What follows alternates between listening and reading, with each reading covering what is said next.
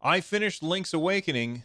Oh my god, I screwed that up. On episode 417 of Nintendo Switchcraft, I finished Link's Awakening. The Witcher is watching over your Switch, and don't worry about your Fortnite stuff. It's still there. Those stories and more on this episode of Nintendo Switchcraft. I'm Victor from North Carolina.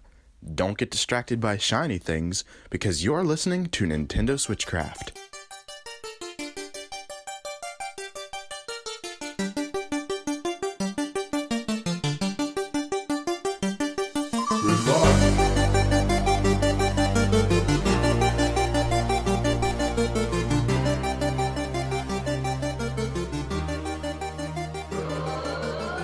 Hey everyone, welcome back to Nintendo Switchcraft. It is brought to you live every Monday, Wednesday, Friday, and Saturday over at twitch.tv/runjumpstomp. You can tune in live at twitch.tv/runjumpstomp. I don't know why I said that twice, maybe because I just really wish you guys would come over. It's really fun here. We got a lot of people hanging out with us today. And this episode of Switchcraft is made possible by patrons like North Light. That is a hard name to say. Northlight 36. Get Switchcraft and my other content ad-free for as little as $1, just like Northlight 36 does, by joining the Patreon over at patreon.com/runjumpstomp. If you want to leave a voicemail like you heard at the beginning of the show, that's easy to do. Head on over to runjumpstomp.com/voicemail from any device, and I might even play it on the show. Just a reminder, we have a giveaway that is going to be happening on Saturday around 2 p.m. roughly. So if you have not already joined that giveaway, head to runjumpstomp.com/giveaway. It's a $5 Nintendo Switch eShop gift card, and maybe you can buy yourself a cool game. With that being said, let's get started and talk all about video games. Super Mario. 1, 2, and 3. There's power in numbers. Nintendo. Now you're playing with power. Each game sold separately. All right, so I finished, right before I started recording today, I finished playing Link's Awakening on the Nintendo Switch, and I want to talk about that game. It was a fantastic experience. I've never played the original on the Game Boy. I didn't play it on the Game Boy Color. I don't know why, because I did have a Game Boy Color. I think I got the Game Boy Color well after that came out, and really the game that I played on that was Tetris. It was a Tetris machine, basically, and I played Tetris on that like nonstop. But Link's Awakening just never caught my eye. I was never interested in it. I did try playing like an emulated version a couple of times, and I found that the two-button input method was just really limiting. And having played other games before, like I think I played all of the Zelda games before I played Link's Awakening, and having played those games, it made me say, yeah, this is just not fun playing it like this, because every single screen that you're on, you had to switch which items you were using multiple times, and it was frustrating. But when it came to the Switch and that art style, oh my God, that art style. When it came to the Switch, I decided I'm definitely going to check this one out. First off, let's talk about the art design. It's a beautiful game. I'm sure you've heard me talk about it before, but man, I think Rudolph the Red-Nosed Reindeer and all those old Christmas style movies with like wooden dolls and stuff. That's what the game looks like. I'm sure that you already know, but I finally finished it today, and it was really, really fun. I will say this: the seventh dungeon, I really did not enjoy the seventh dungeon. The seventh dungeon was very frustrating to me. There was way too much backtracking, and don't worry about spoilers. I'm not going to spoil anything. But there's just way too much backtracking back and forth in the seventh dungeon. And I kind of complained about that on my Discord channel, which is runjumpstomp.com/Discord. There's a bunch of really cool people on there. And somebody was like, oh, I like that one. I hated the next one. And so I was really nervous as to what the eighth dungeon was going to be like. And I went through this morning and did the eighth dungeon, the Turtle Rock. And I was like, oh, that's not bad at all. That was actually really fun. There was one spot that I got stuck on, and I had to look up what to do next. And you might think of that as cheating. I'm too old to deal with being stuck on a game for a really long time. And it was either look it up or put the game away and never finish it. And I was like, okay, I got to find out what happens, or not find out what happens. I got to finish this so I can check it off my list and move on to something else. Not because I wasn't having fun with it, but because I just don't have a very long attention span when it comes to video games. And I was kind of talking about this on stream, on my Twitch stream the other day, or today. And I can't figure out what it is with like my brain, but some games, very much story-based games, I have a very hard time finishing those kinds of games. Whereas I will put hundreds of hours into something like Diablo or Overwatch or Elder Scrolls Online or Final Fantasy 14 or Fortnite or Apex Legends. And what do all those games have in common? They have multiplayer in common. So multiplayer games, I have no problem sinking tons and tons and tons of hours into. But whenever I play a single player game, I am very quick to bore. Like I get bored with the game quickly, or something shiny distracts me and I start that shiny thing and I never come back to it because it's kind of daunting for me. I have what I describe as goldfish memory. So like when I go get back to a game after having not played it for a while, I struggle a lot with what exactly was I doing? How does the controls work? I just can't remember anything. And then I always feel like if I'm really going to experience this game the right way, I should start over. So then I start over, and as I play along, something shiny will distract me again, and I get pulled away from the game, and then I just never come back to it. So with Link's Awaken, I was like, I really want to finish this, and it's a pretty short game. I looked on my playtime on Nintendo Switch, and it says over 10 hours, which I don't know what the hell that means, because like I spent 45 minutes on the last dungeon alone. So the idea that I only spent a little over 10 hours on this game is ridiculous. I'm going to guess that I probably spent about 20 hours on the game. Now, I know that you can beat it much faster, but I had never played it before. So I was looking around and lost a lot of times and trying to figure things out. And there were a couple times where I had to go to guides and figure things out that way, or read how to do something. But all in, I would say probably a little less than 20 hours, because I'm assuming that that's like the next threshold. I wish Nintendo would tell us, you spent 15 hours and 16 minutes on this game. I would love to know that information. I don't know why I want to know that information, but I would like to know that information. And we know that Nintendo knows how to do this because they did it on the Wii U. They did it on the 3DS. Why they don't do it on the Switch, I don't understand. But that being said, it was, I looked at I have the parental controls set up on my Switch just so I can see like what games I'm playing the most of. And if I bring up my Switch on there for September, my most played game is Zelda Link's Awakening. My second most played game is Torchlight 2. And my third most played game is Tetris 99.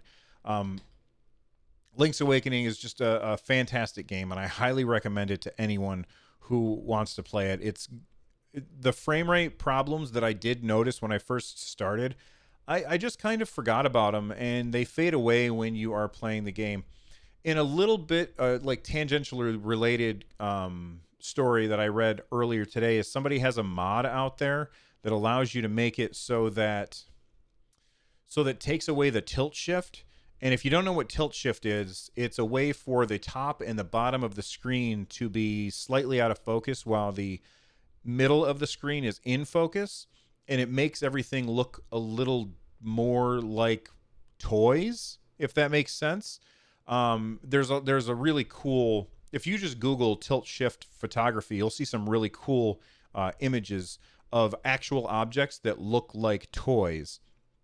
And that's the filter that they have on this game to make everything look even more toy-like.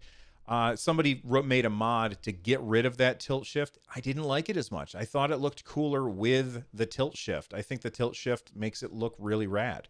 Anyway, I love this game, and I cannot recommend it enough. Now, I know that there's been many people who have asked me, Bill, do you think Link's Awakening, which is a remake of an older game, which is relatively short, is worth $60? And to this, I would say that depends on what $60 means to you. However, earlier this weekend, I saw, excuse me, sorry, I'm starting to cough on a little bit.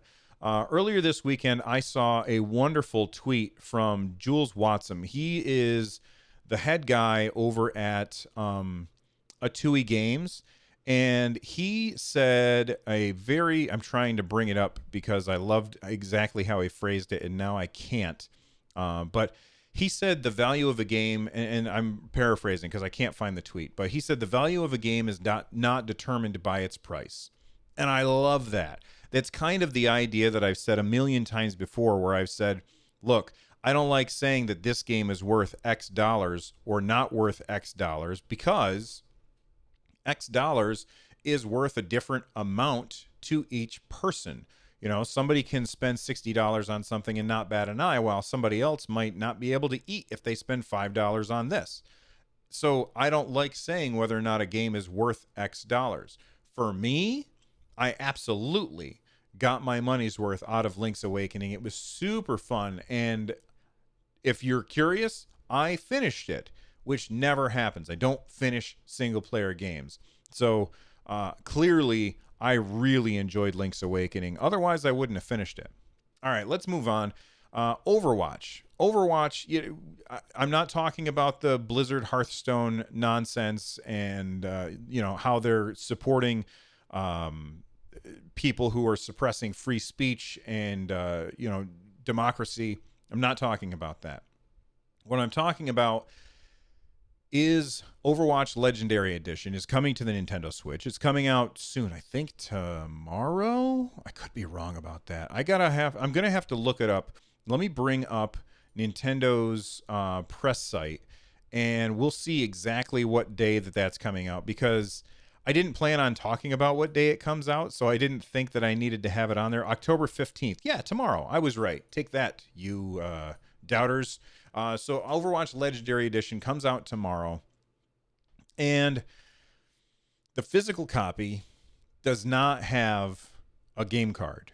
Like, there is no cartridge in the box. If you go to GameStop or Amazon or Best Buy or wherever it is that you are going to buy your game from, it does not have a cartridge in the box. And I know that there's people who will see this and they will say, oh, well, that's awful. And I understand that. But at the same time, this is an online only game. I mean, yeah, you can play against bots, I think, but it's terrible and not fun. This is an online, this game is meant to be played online. So I can understand why you wouldn't bother to include a cartridge. Not only do you have to have an internet connection to play this so you can download it, but you constantly have to patch this game. Like, this game will continue to get new updates all the time. So in addition to your cartridge, you'll also have to download stuff anyway. So it might as well just be all on your system. So somebody might say, well, then why even bother selling a physical version to begin with? And I can understand that question. I absolutely can understand that question. And here's the answer. Because not everybody knows that you can play Overwatch on the Nintendo Switch. Not everybody follows Nintendo Switch news like that. Not everybody follows Blizzard news like that. And even if you did follow Blizzard news like that, you would be completely inundated with all of the Hong Kong stuff that you might not realize that Overwatch is coming to Nintendo Switch. So they need this on store shelves. This is a big game. This is a very, very big game. And I'm not talking about like digital footprint size. I'm talking about, it's a big deal for this game to come to the Switch. And for it to be on the shelf means that there's going to be a lot more people who see it that would not have otherwise seen it. So that's the reason why they have this version, the physical version, even though it doesn't contain anything. It just has a download code. So you do have to download the full game. Now, what's included with the physical version? It includes a 3-month Nintendo Switch Online individual membership, and it costs $40. So I was curious. I was like, man, I'll tell you what, the download version that you get by going to the eShop better include that too. So I went to Nintendo's site, I looked up Overwatch, and it does.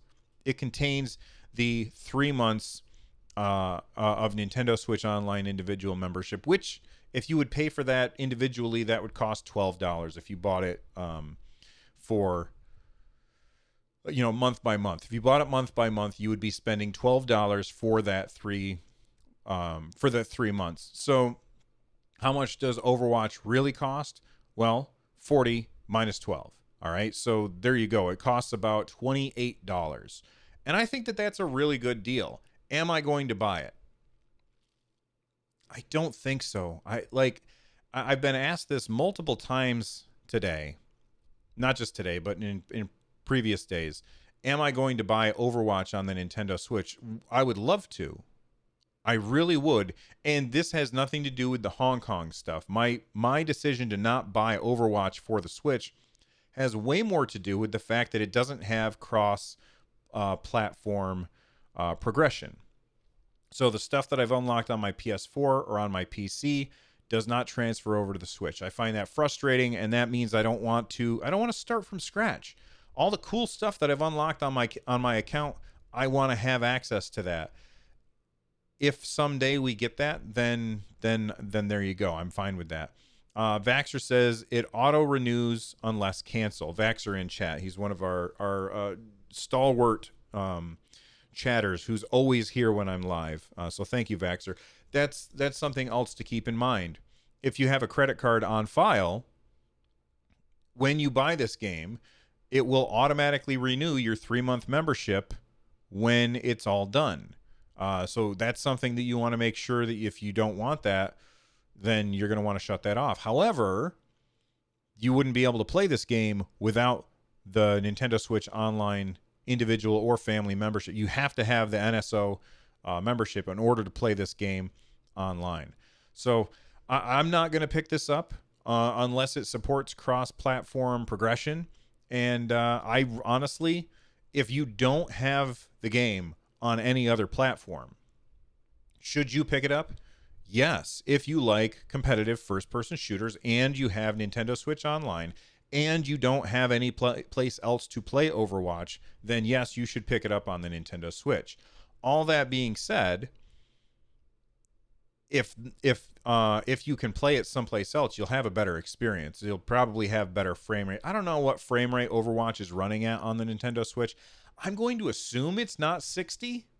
I could be wrong, but I would assume it's not 60. Actually, I don't think that really matters because they don't have cross-platform, so you're only playing against other Switch players. So therefore, everybody's at the same. It doesn't matter as long as everybody's on the same level, then that's fine. So get it on your favorite system.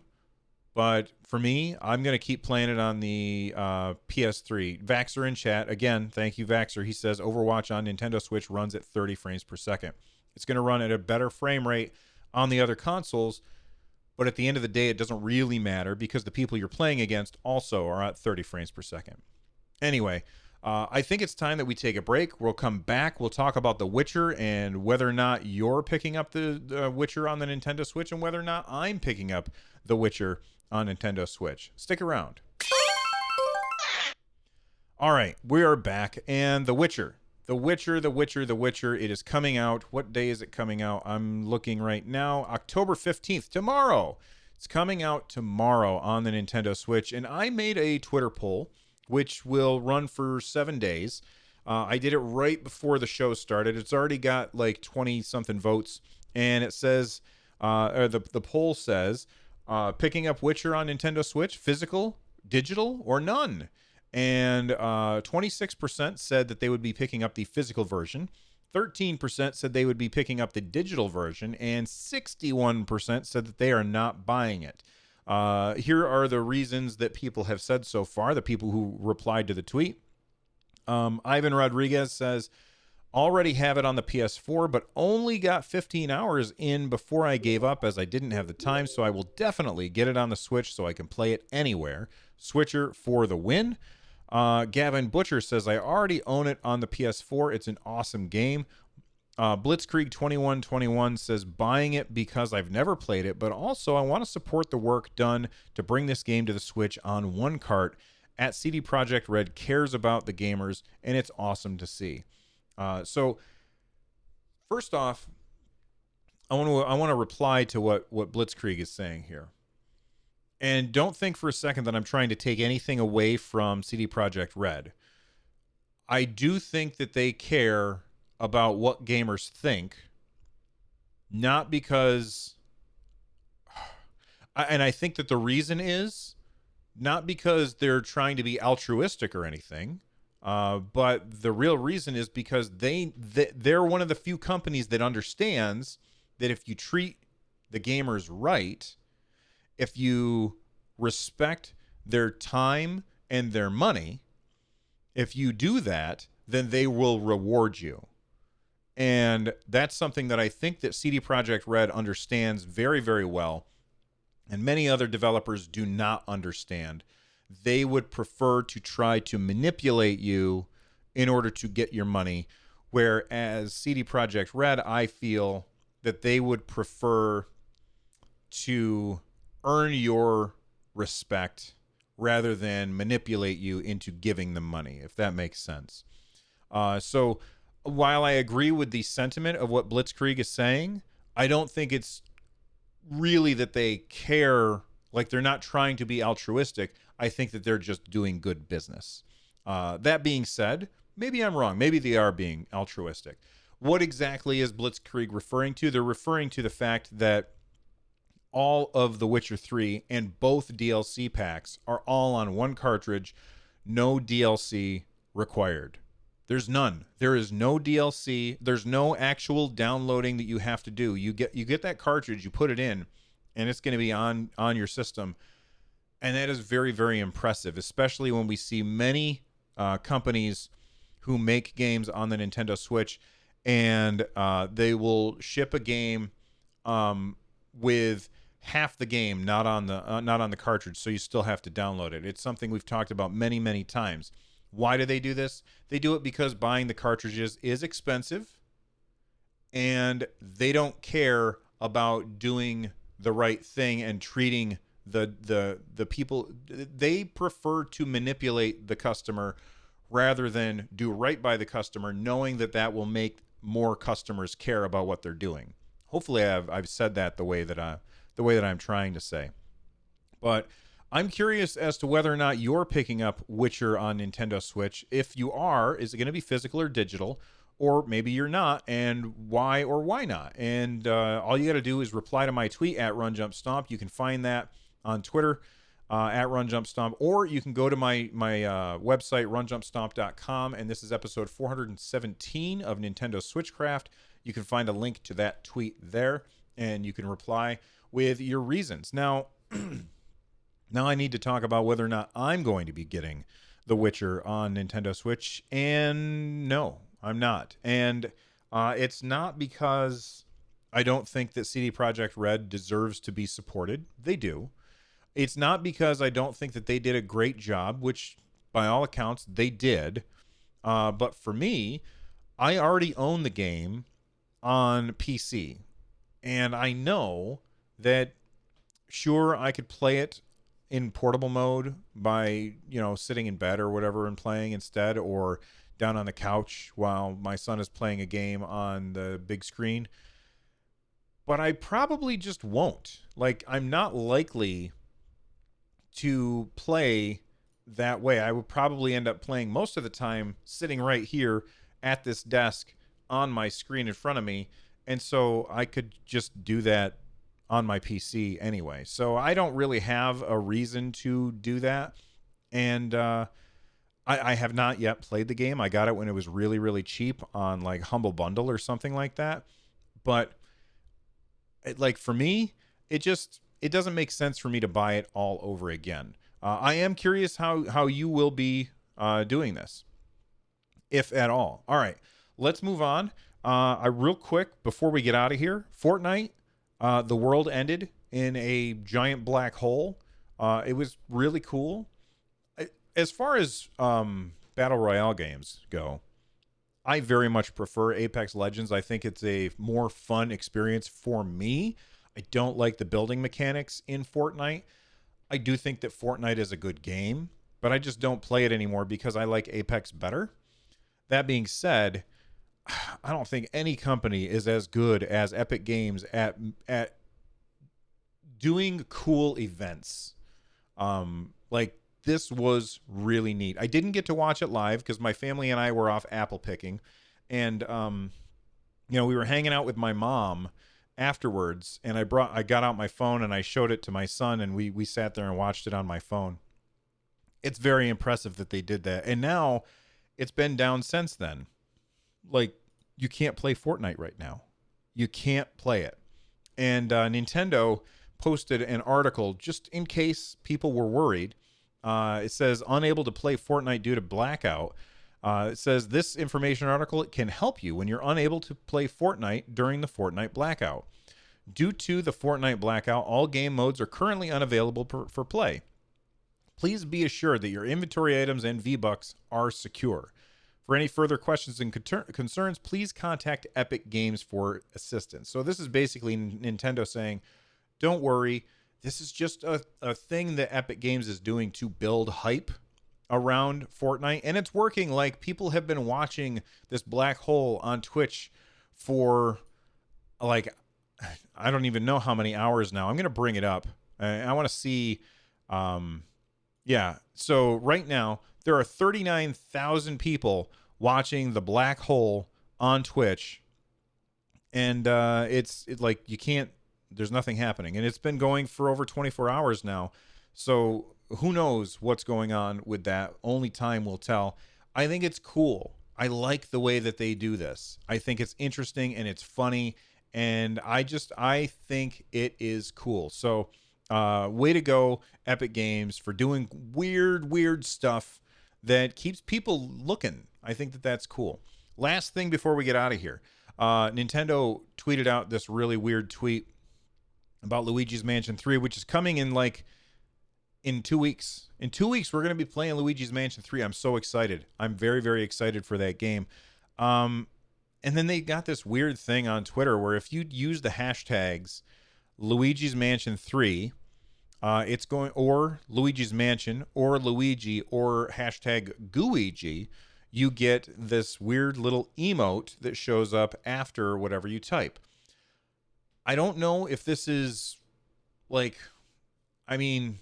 does anybody care? I don't really care about this. What would be cooler is if they did something with Twitch, where if you donated to a certain charity, it would unlock this emote to be used on Twitch permanently. Like that kind of thing. I think that would not only be much more interesting because this is going to go away in a little while. And after it's over, if you type Luigi's Mansion 3 hashtag or whatever, the little ghost guy won't be there. So who cares? I just think it would have been better for Nintendo to not only find a way to motivate people to donate to a charity, also get people to care about Luigi's Mansion more. Not that people don't care, but get it out in front of people some more on Twitch. And you could easily do that by doing these, donate to a charity or cheer. They do this on Twitch a lot, where if you cheer with a certain cheer mote, it unlocks emotes for you, and then a portion of that cheer goes to charity, which I think is a really good system. Nintendo, I think, should have done that instead of this weird partnership with Twitter, which puts these ghost emotes on your hashtags. I think it's kind of weird. Anyway, I think it's time to wrap things up. Let's Let's talk about that. Become a part of the community over at runjumpstomp.com/discord. You can also watch the show live on my Twitch channel. You can get a hold of me at runjumpstomp@gmail.com, or you can reach out to me on Twitter at runjumpstomp. This show is part of the Giant Size Team Up Network. For more information, check out gstu.net. And if you want to support the show, go to runjumpstomp.com/thank-you. This music that you are hearing right now is Corneria Star Fox Remix by No Block. I'm out of here. Thanks everyone for hanging out with me. I'll see you next time. Bye-bye.